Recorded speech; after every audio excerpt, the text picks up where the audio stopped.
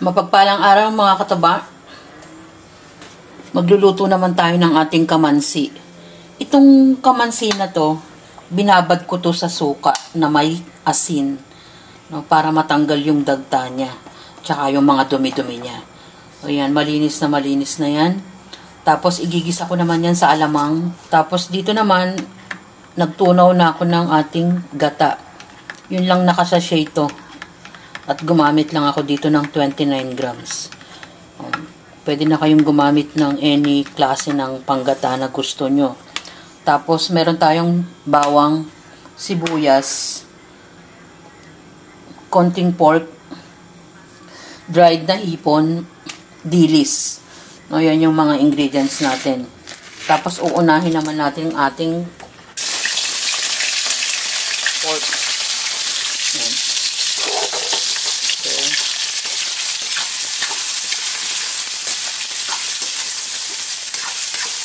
Tira-tira ng ito ay pansahog na tira-tira ng pork chop.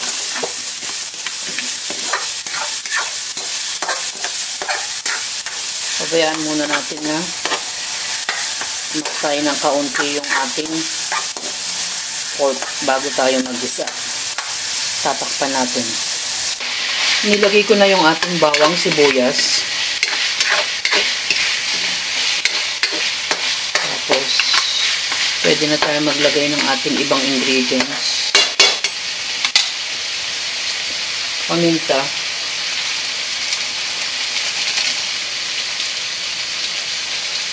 Pampalasa. Ajinomoto. Alamang. Ganyan muna karami. Dahil meron tayong dilis. At yung ating hipon.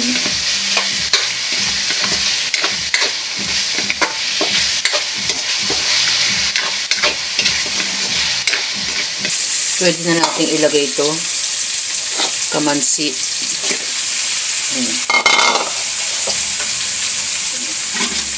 Haluin natin.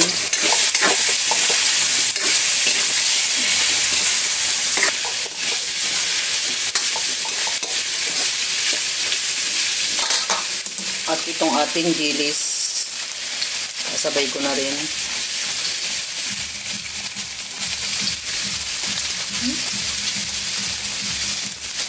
At itong ating hipon na maliliit,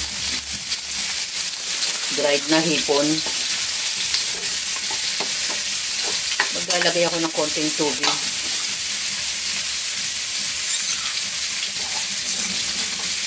Konting tubig muna. Mamaya na yung panggata.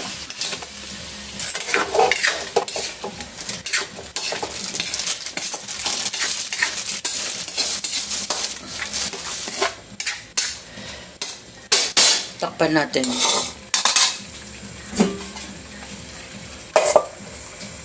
Pag yung lumalambot na yung ating kamansi, pwede na natin ilagay yung ating panggata. Kasi ito ay pinapalambot ko pa ng matagal.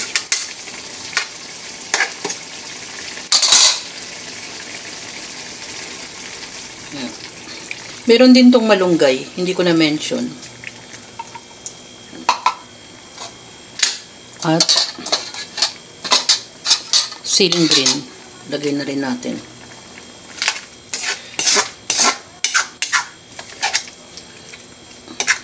Kino-consider ko lang yung isang anak ko sa spicy. Pero mas masarap kung medyo maanghang. Huli na yung ating malunggay pag medyo kumulo pa ng kumulo at lumambot pa yung ating kamansi. Takpan natin ating malunggay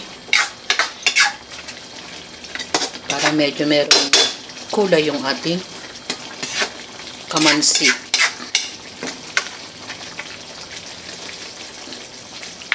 Luto na kasi yung ating kamansi, kaya sinunod ko naman yung ating malunggay. Pwede na natin tikman. Kuha tayo ng kamansi. Ayan. Masarap na. Halos wala nang sabaw. Luto na to. At malambot na rin siya. Ayan. Ginataang kamansi. Naglagay ako ng dagdag na gulay ang ating malunggay. Yun namang ating pagluluto ng ginataang kamansi, pagigisa lang naman yan. Palalambutin lang natin ang palalambutin yung ating gulay. At binababaran ko muna yan ng suka at asin para mawala yung kanyang mga dagta. Ganun lang kasimple. Pwede kayong maglagay ng ibang ingredients.